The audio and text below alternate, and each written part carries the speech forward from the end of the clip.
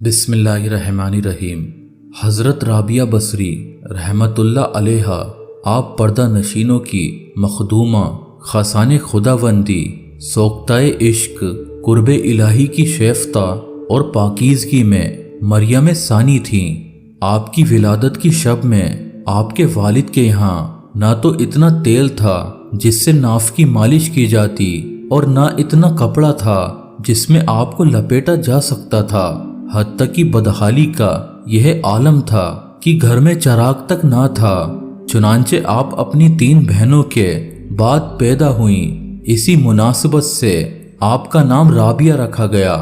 جب آپ کی والدہ نے والد سے کہا کہ پڑوس میں سے تھوڑا سا تیل مانگ لاؤ تاکہ گھر میں روشنی ہو جائے، تو آپ نے شدید اصرار پر ہمسایہ کے دروازے پر صرف ہاتھ رکھ کر گھر میں آ کر کہہ دیا کہ وہ دروازہ نہیں کھولتا، کیونکہ آپ یہ عہد کر چکے تھے کہ خدا کے سوا کبھی کسی سے کچھ طلب نہیں کروں گا۔ اسی پریشانی میں نیند آ گئی تو خواب میں حضور صلی اللہ علیہ وسلم کی زیارت ہوئی۔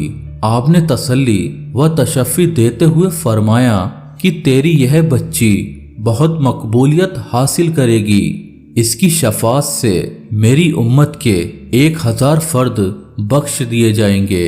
اسی کے بعد حضور صلی اللہ علیہ وسلم نے فرمایا کہ والی بصرہ کے پاس ایک کاغذ پر یہ تحریر کر کے لے جاؤ کہ تو ہر یوم 100 مرتبہ مجھ پر درود بھیجتا ہے، شب جمعہ 400 مرتبہ، لیکن آج جمعہ کی جو رات گزری ہے اس میں تو درود بھیجنا بھول گیا ہے، لہٰذا بطور کفارہ حامل حاجہ کو 400 دینار دے دے۔ صبح کو بیدار ہو کر آپ بہت روئے اور خط تحریر کر کے دربان کے ذریعے والی بصرہ کے پاس بھیج دیا۔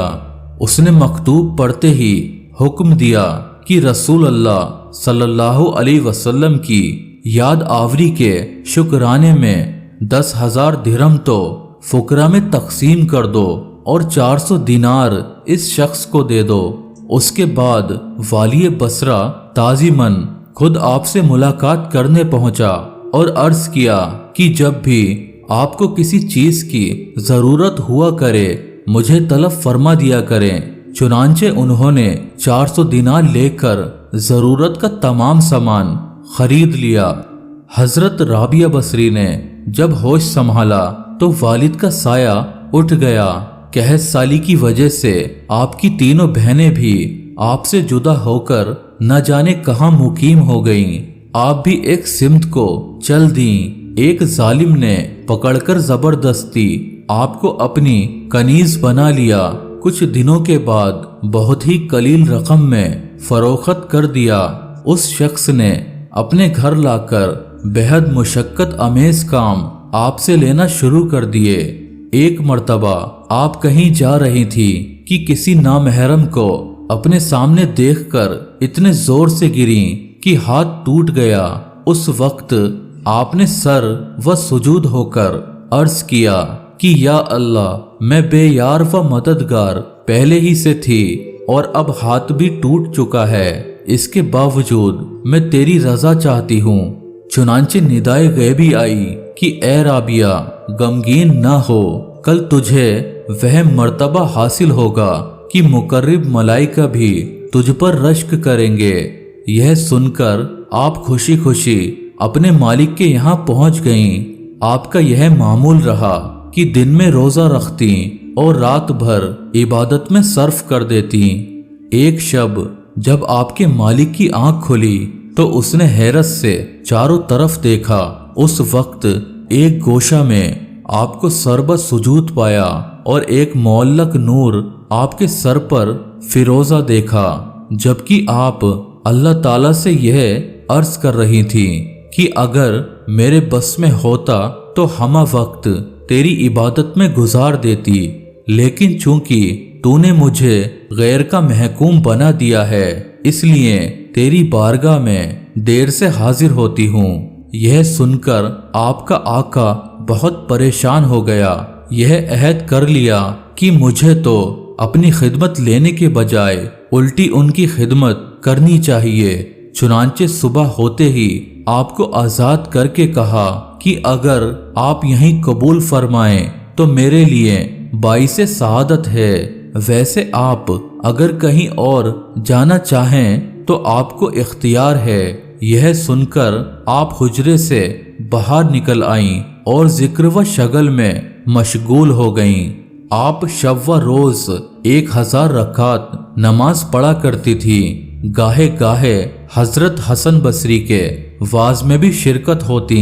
ایک روایت یہ ہے کہ ابتدا میں آپ گاتی بجاتی تھی، بعد میں تائب ہو کر جنگل میں گوشہ نشین ہو گئیں۔ جس وقت سفر حج پر روانہ ہوئیں تو آپ کا ذاتی گدھا بہت کمزور تھا۔ جب آپ سامان لاد کر روانہ ہو چکی تو وہ راستے میں ہی مر گیا۔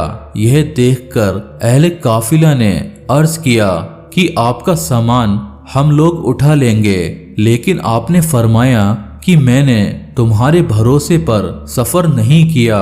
یہ سن کر اہل قافلہ آپ کو تہاں وہاں چھوڑ کر آگے بڑھ گئے۔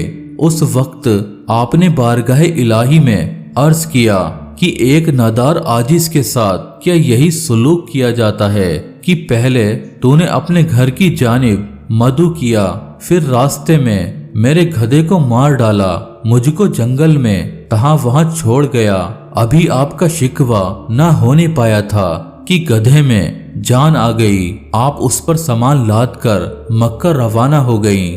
ایک راوی کا بیان ہے کہ عرصہ دراز کے بعد میں نے اس گدھے کو مکہ معظمہ کے بازار میں فروخت ہوتے بچشم خود دیکھا۔ اس سے معلوم ہوتا ہے کہ آپ کی برکت دعا سے اس کی عمر طویل ہوئی۔ جب آپ مکہ معظمہ پہنچی تو ایام بیاباں میں مقیم رہ کر خدا سے التجا کی کہ میں اس لیے دل گرفتہ ہوئی کہ میری تخلیق تو خاک سے ہوئی ہے اور کعبہ پتھر سے تعبیر کیا گیا، لہٰذا میں تجھ سے بلا واسطہ ملاقات کی متمنی ہوں۔ چنانچہ بلا واسطہ اللہ تعالیٰ نے مخاطب کر کے فرمایا، اے رابعہ، کیا نظام عالم دھرم بھرم کر کے تمام اہل عالم کا خون اپنی گردن پر لینا چاہتی ہے؟ کیا تجھے معلوم نہیں کہ جب موسیٰ نے دیدار کی خواہش کی اور ہم نے اپنی تجلیات میں سے ایک چھوٹی سی تجلی کو طور پر ڈالی تو وہ پاش پاش ہو گیا۔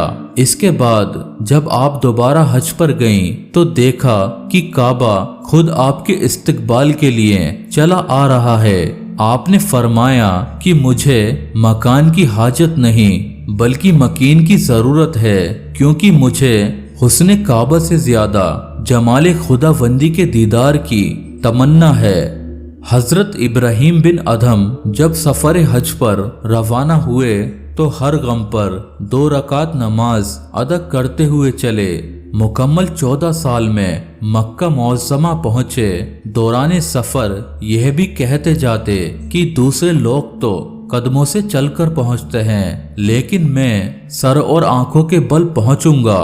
جب مکہ میں داخل ہوئے تو وہاں سے خانہ کعبہ غائب تھا۔ چنانچہ آپ اس تصور سے آپ دیدہ ہو گئے کہ شاید میری بصارت زائل ہو چکی ہے، لیکن غیب سے ندا آئی کہ بصارت ضائع نہیں ہوئی بلکہ کعبہ ایک ضعیفہ کے استقبال کے لیے گیا ہوا ہے۔ یہ سن کر آپ کو احساس ندامت ہوا اور گریہ کناں ہو کر عرض کیا کہ یا اللہ، وہ کون ہستی ہے؟ ندا آئی کہ وہ بہت ہی عظیم ہستی ہے۔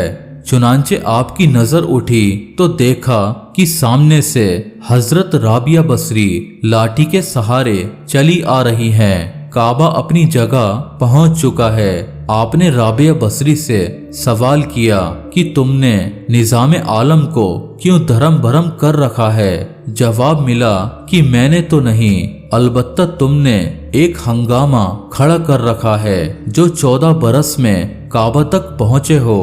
حضرت ابراہیم بن ادھم نے کہا کہ ہر غم پر 2 رکعت نفل نماز پڑھتا ہوا آیا ہوں، جس کی وجہ سے اتنی تاخیر سے پہنچا۔ رابعہ بصری نے فرمایا کہ تم نے تو नमाज पढ़ पढ़ कर फासला तय किया है और मैं इज्जत व इनकिसारी के साथ यहाँ तक पहुँची हूँ। फिर अदायगी हज के बाद अल्लाह ताला से रो रो कर अर्ज किया, तूने हज पर भी अजर का वादा फरमाया है और मुसीबत पर सब्र करने पर भी, लिहाजा अगर तू मेरा हज कबूल नहीं फरमाता तो फिर मुसीबत पर सब्र करने का ही अजर अता कर दे, क्योंकि हज की अदम कबूलियत से बढ़कर कौन सी मुसीबत हो सकती है। वहां से बसरा वापस होकर इबादत में मशगूल हो गईं। जब दूसरे साल हज का जमाना आया तो फरमाया कि गुज़श्ता साल तो काबा ने मेरा इस्तकबाल किया था और इस साल मैं इसका इस्तकबाल करूंगी। चुनांचे शेख फरीदुद्दीन के कौल के मुताबिक मौका पर आपने जंगल में जाकर करवट के बल लुढ़कना शुरू कर दिया और मुकम्मल 7 साल के अरसा में अरफात पहुंची और वहां यह गैबी आवाज सुनकर इस तलब में क्या रखा है, अगर तू चाहे तो हम अपनी तजल्ली से भी नवाज सकते हैं। आपने अर्ज किया कि मुझ में इतनी कुव्वत व सख्त कहाँ, अलबत्ता रुतबा फ़क्र की मुतमन्नी हूँ। इरशाद हुआ कि फ़क्र हमारे कहर के मुतरादिफ है, जिसको हमने सिर्फ उन लोगों के लिए मखसूस कर दिया है जो हमारी बारगाह से इस तरह मुतासिल हो जाते हैं कि सरे मुंह फर्क बाकी नहीं रहता। फिर हमने उन्हें लज्जत विसाल से महरूम करके आतिश फिराक में झोंक देते हैं, लेकिन इसके बावजूद इन पर किसी किस्म का हुज़्न व मलाल नहीं होता, बल्कि हुसूल कुर्ब के लिए आज सरे नौ सरगमे अमल हो जाते हैं। मगर तू अभी दुनिया के 70 पर्दों में है। जब तक इन पर्दों से बाहर आकर हमारी राह में गामजन न होगी, उस वक्त तक तुझे फुकरा का नाम भी न लेना चाहिए। फिर इरशाद हुआ कि इधर देख। राबिया ने निगाह उठाकर देखा तो लहू का एक बहरे बेकरा हवा में लटका नजर आया। निदा आई कि हमारे उन ओशाक की चश्म खुशूका का दरिया है जो हमारी तलब में चले और पहली मंजिल में इस तरह पा शिकस्ता होकर रह गए कि उनका कहीं सुराग नहीं मिलता। राबिया बसरी ने अर्ज किया कि उन ओशाक की एक सिफत का मुझे भी मुज़हारा करवा दे, मगर यह कहते ही उन्हें निस्वानी मजबूरी हो गई।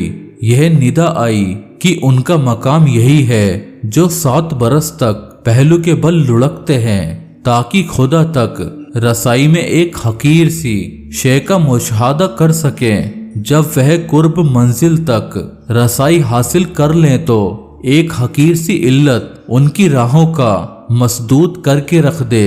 फिर राबिया ने अर्ज किया कि अगर तेरी मर्जी मुझे अपने घर में रखने की नहीं है, फिर मुझे बसरा में ही सुकूनत की इजाजत अता कर दे, क्योंकि मैं तेरे घर में रहने की अहल नहीं हूँ। यहाँ आमद से पहले सिर्फ तमन्नाए दीदार में जिंदगी बसर करती रही, जिसकी मुझे इतनी बड़ी सजा दी गई है। यह अर्ज करके बसरा वापस पहुंच गईं और ताहयात गोशा नशीन होकर मसरूफ़ इबादत रहीं। हजरत सूफियान अक्सर यह फरमाया करते कि एक शब मैं राबिया के यहाँ पहुंचा तो वह पूरी शब मशगूल इबादत में रही। मैं भी एक गोशा में नमाज पढ़ता रहा। फिर सुबह के वक्त राबिया ने फरमाया कि इबादत की तौफीक अता किए जाने पर हम किसी तरह माबूद हकीकी का शुक्र अदा नहीं कर सकते। मैं बतौर शुक्राना कल का रोज़ा रखूंगी। अक्सर आप यह दुआ किया करती, ए खुदा, अगर रोज़े महशर तूने मुझे नारे जहन्नम में डाल दिया तो मैं तेरा एक ऐसा राज खोल दूंगी जिसको सुनकर जहन्नम मुझसे 1000 साल की मुसाफत पर भाग जाएगी। कभी यह दुआ करती कि दुनिया में मेरे लिए जो हिस्सा मुतय्यन किया गया है वह अपने मुअन दीन को दे दे, और जो हिस्सा उकबा में मखसूस है वह अपने दोस्त में तकसीम फरमा दे, क्योंकि मेरे लिए तो सिर्फ तेरा वजूद ही बहुत काफ़ी है। اگر میں جہنم کے ڈر سے عبادت کرتی ہوں تو مجھے جہنم میں جھونک دے، اور اگر خواہش فردوس کی وجہ سے عبادت ہو تو فردوس میرے لیے حرام فرما دے۔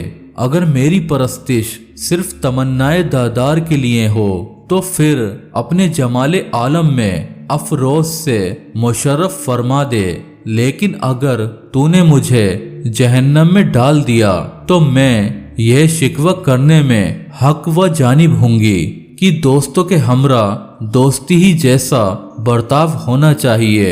اس کے بعد ندائے غیبی آئی کہ تو ہم سے بدظن نہ ہو، ہم تجھے اپنے ایسے دوستوں کے قرب میں جگہ دیں گے جہاں تو ہم سے ہم کلام ہو سکے گی۔ پھر آپ نے خدا تعالیٰ سے عرض کیا کہ میرا کام تو بس تجھے یاد کرنا اور آخرت میں تمنائے دیدار لے کر جانا ہے، ویسے مالک ہونے کی حیثیت سے تو مختار کل ہے۔ ایک رات حالت عبادت میں آپ نے خدا سے عرض کیا کہ مجھے یا تو حضوری قلب عطا فرما یا پھر بے رغبتی کی عبادت کو قبولیت عنایت کر دے۔ وفات کے وقت آپ نے مجلس میں حاضر مشائخین سے فرمایا کہ آپ حضرات یہاں سے ہٹ کر ملائکہ کے لیے جگہ چھوڑ دیں۔ چنانچہ سب باہر نکل آئے اور دروازہ بند کر دیا۔ اس کے بعد اندر سے یہ آواز سنائی دی، یعنی مطمئن نفس اپنے مولا کی جانب لوٹ چل۔ جب کچھ دیر بعد اندر سے آواز آنی بند ہو گئی تو لوگوں نے جب اندر جا کر دیکھا تو روح قفس انصوری سے پرواز کر چکی تھی۔ مشائخین کا قول ہے کہ رابعہ نے خدا کی شان میں کبھی کوئی گستاخی نہ کی اور نہ کبھی دکھ سکھ کی پرواہ کی۔ مخلوق سے کچھ طلب کرنا تو درکنار اپنے مالک حقیقی سے کچھ نہیں مانگا۔ انوکھی شان کے ساتھ دنیا سے رخصت ہو گئیں۔ کسی حضرات نے رابعہ بصری کو خواب میں دیکھ کر دریافت فرمایا کہ منکر نکیر کے ساتھ کیسا معاملہ رہا؟ جواب دیا کہ نکیرین نے مجھ سے یہ سوال کیا کہ تیرا رب کون ہے؟ تو میں نے کہا کہ واپس جا کر اللہ سے عرض کر دو کہ جب تو نے پوری مخلوق کے خیال کے باوجود ایک ناسمجھ عورت کو کبھی فراموش نہیں کیا تو پھر وہ تجھے کیوں کر بھول سکتی ہے؟ جب دنیا میں تیرے سوا اس کا کسی سے تعلق نہ تھا تو پھر ملائکہ کے ذریعے جواب طلبی کے کیا معنی؟